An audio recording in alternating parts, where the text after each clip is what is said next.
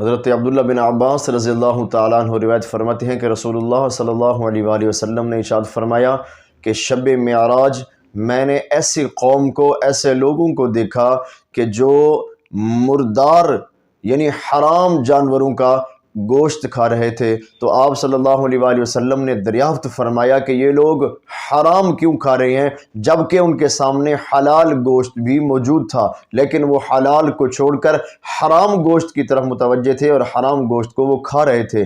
تو فرمایا یہ ایسا کیوں کر رہے ہیں؟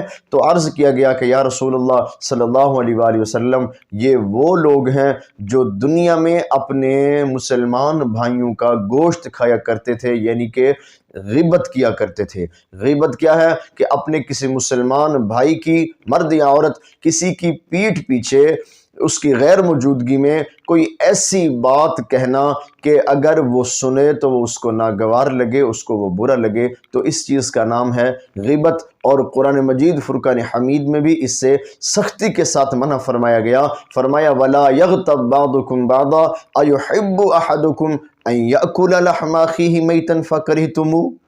فرمایا تم ایک دوسرے کی غیبت نہ کیا کرو، بلکہ غیبت سے کیا کرو؟ اجتناب کرو۔ کیا تم میں سے کوئی یہ پسند کرے گا کہ وہ اپنے مرے ہوئے بھائی کا گوشت کھائے؟ تو فرمایا تم یہ ہرگز پسند نہ کرو گے۔ تو گویا کہ غیبت کرنا بھی اپنے مردہ بھائی کا گوشت کھانے کے برابر مترادف ہے، تو لہٰذا غیبت کرنے سے اجتناب کرنا چاہیے۔ رسول اللہ صلی اللہ علیہ وآلہ وسلم نے ارشاد فرمایا کہ غیبت انسان کی نیکیوں کو اس طرح جلا کر ختم کر دیتی ہے جس طرح کہ آگ خشک لکڑی کو جلا کر بھسم کر دیتی ہے۔